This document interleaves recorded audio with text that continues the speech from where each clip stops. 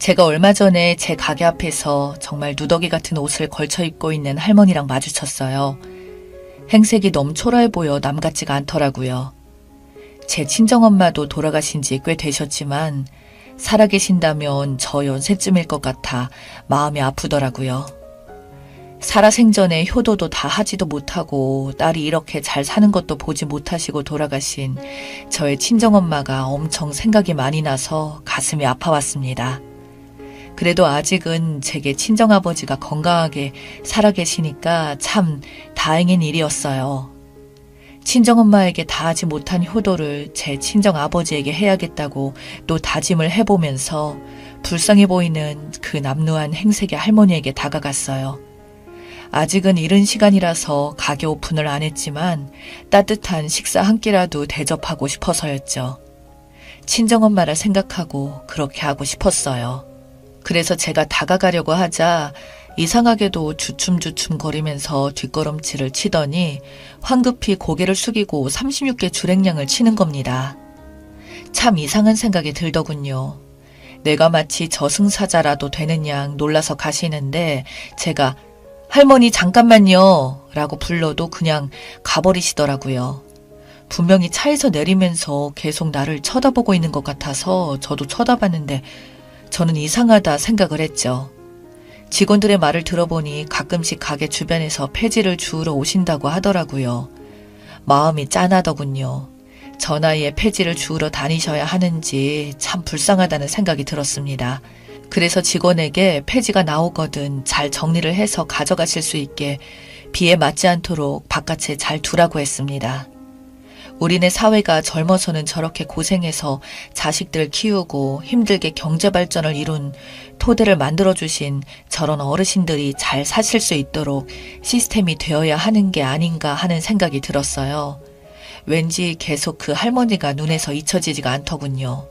왜 내가 다가가려고 하자 놀라서 도망치듯이 주랭량을 쳤는지, 그리고 할머니가 나를 쳐다보는 모습이 꼭 나를 아는 듯한 눈빛이라서 한동안 그 인상적인 모습이 신경이 쓰였었죠. 그런데 그 이유를 알게 되었습니다. 우연하게 창밖을 내다보다가 그 할머니가 싸놓은 폐지를 챙기고 있는 모습을 봤어요.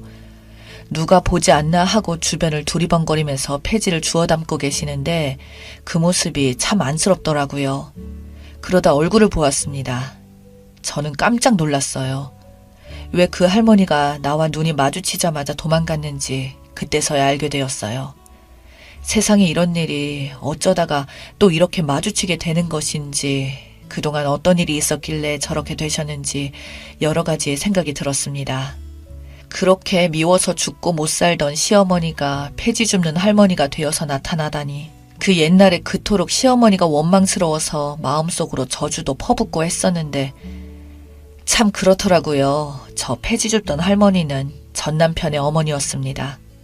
그렇게 내 앞에서 기고만장하고 하시고 싶은 말씀 서슴지 않고 했던 분이 맞나 싶을 정도로 어깨가 축 처져 있고 기가 다 꺾인 듯 틀림없는 할머니가 되어 있는 게 믿기지가 않았어요.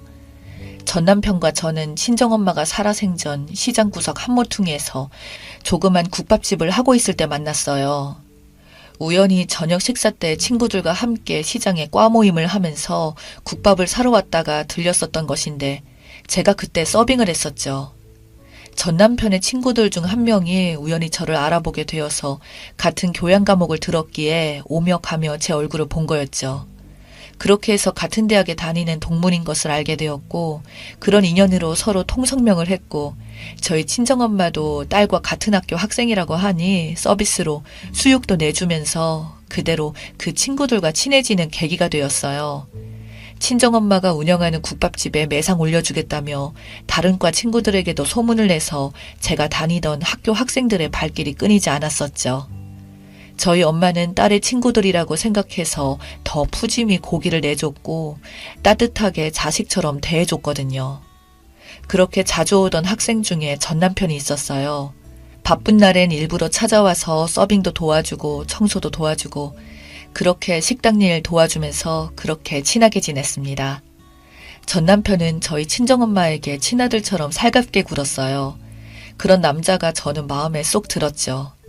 그렇게 해서 졸업을 한 후에 서로 취업을 했을 때는 결혼을 약속했어요. 하지만 시어머니가 결혼을 반대했었죠. 이유는 국밥 장사하는 집 딸이라서 싫다고 하셨어요.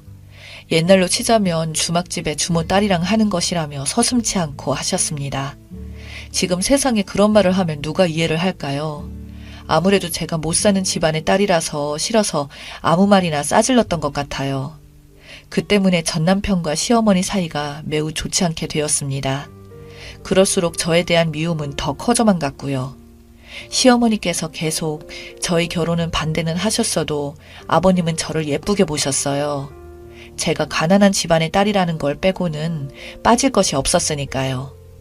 웬만큼 좋은 직장에다 순하고 착하다고 좋아하셨거든요. 그래서 결혼을 하게 되었습니다. 전남편이 나서서 예물 예단을 다 생략하고 결혼식을 하기로 했지만 시어머니는 그것도 불만스러워 하셨어요. 하나부터 10까지 다 제가 마음에 드는 구석이 없다면서 노래를 부르시곤 했죠.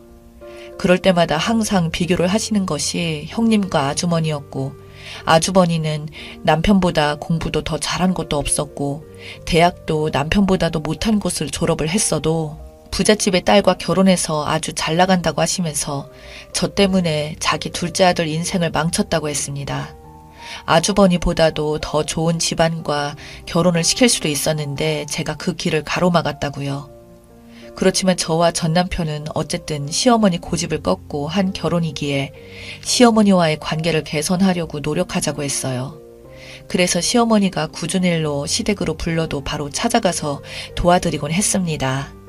김치를 담그거나 된장을 담그거나 할 때도 아주버니나 형님은 부르시지 않고 저와 남편만 불렀어요. 그 많은 300포기의 김장을 전남편에게 싹 다 시켜먹고 아주버니와 형님이 먹을 거라면서 제일 맛있고 김장할 때 제일 맛있는 김치를 남편에게 배달을 시켰습니다. 매번 형님이 시어머니에게 용돈을 보내준다면서 저희들 앞에서 자랑도 서슴지 않으셨어요. 아주버니와 형님은 결혼 때부터 집장만을 해서 신혼 살림을 시작했지만 저희는 양가 도움을 받지 못한 상태에서 시댁의 용돈도 충분히 드릴 처지가 못 되어서 명절 때만 드렸었거든요. 명절 때도 아주버니는 아무 일도 못하게 하고 남편에게만 이것저것 시켰어요. 저는 말할 것도 없었고요. 시어머니는 시어머니의 고집을 꺾고 저랑 결혼을 강행했던 남편에 대해서도 굉장히 미움을 갖고 계셨던 겁니다. 그래서 보란듯이 눈에 띈 차별을 하셨었죠. 그랬어도 전 남편은 조금 그렇게 화풀이식으로 하시다가 말 거라면서 화가 풀리실 때까지 최선을 다해서 참아보자 했습니다. 명절 때도 아주버니 앞으로 맛있는 반찬을 밀어주시고요. 이거 먹어라 저거 먹어라 하시면서 남편에겐 한마디 말씀하시지 않으시더라고요. 아주버니 아버님 국은 직접 떠서 갖다 주시면서 나한테 국은 직접 떠오라고 하더라고요. 그러다가 제가 참을 수 없는 사건이 터지고 말았습니다. 친정엄마가 몸이 편찮으셔서 병원에 검사를 받고 계셨어요. 식당 일로 바쁘셨던 친정엄마가 장기침이 잦으시고 자꾸 살도 빠지고 가슴이 답답하다고 해서 친정아버지가 저에게 병원 모시고 가서 검사를 받아보라고 부탁을 하셨었죠. 친정아버지는 엄마와 함께 국밥집을 하셨고 남동생은 지방에서 근무를 하고 있었기 때문에 제가 모시고 갈 수밖에 없었어요. 제가 회사에 금요일을 연차로 쓰고 검사를 받고 기다리던 중이었어요. 실은 시어머니가 주말에 전 남편과 함께 시댁에 와서 시어머니와 함께 장 보러 가자고 하셨었죠. 아주버님, 형님도 맞벌이를 해서 손주를 반찬을 해먹이지 못하니까 반찬해야 한다고 하시면서 오라고 하셨어요. 남편이 장모님이 입원하고 계셔서 못 간다고 말씀을 드렸는데 병원까지 쫓아오셨더라고요. 저는 처음에 기대하지도 않았던 시어머니가 사돈 입원에 있어서 문병 오셨나 했었고 남편도 그런 줄 알았습니다. 그런데 오자마자 시어머니가 아파서 누워있는 저희 친정엄마에게 한다는 소리가 날 시집을 보내시더니 아주 팔자가 피셨습니다. 저는 아직까지도 이렇게 팔자 좋게 병원에서 검사 한번 안 받아봤는데요. 팔자 좋은데요? 왜 우리 아들까지 피곤하게 병원에 부르는 겁니까? 제가 이 꼴 보겠다고 대개딸과 결혼시킨 거 아니에요.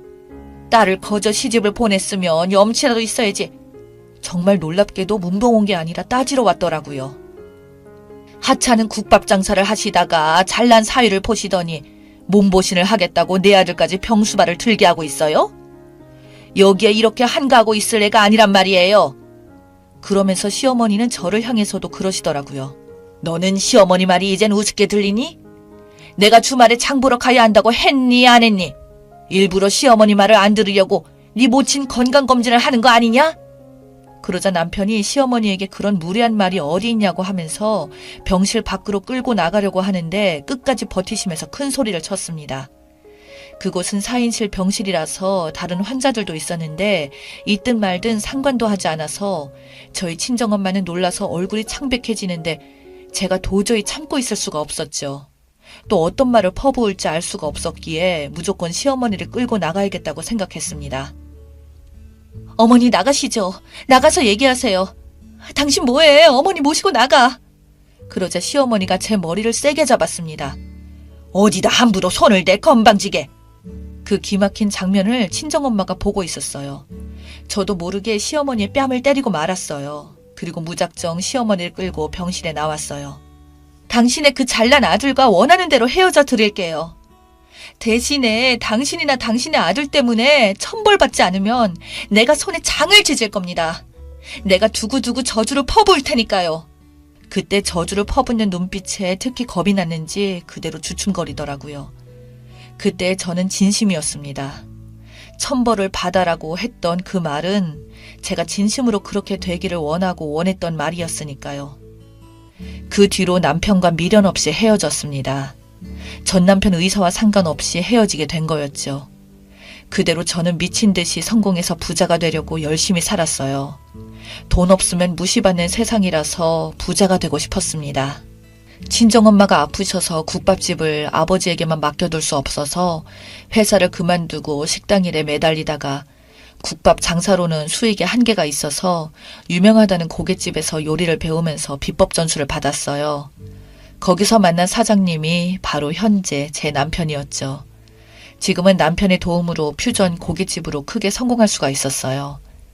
7년이 지난 지금 제가 원하는 대로 부자는 되었지만 폐지 줍는 할머니가 되어서 나타난 시어머니는 참 안 됐더라고요.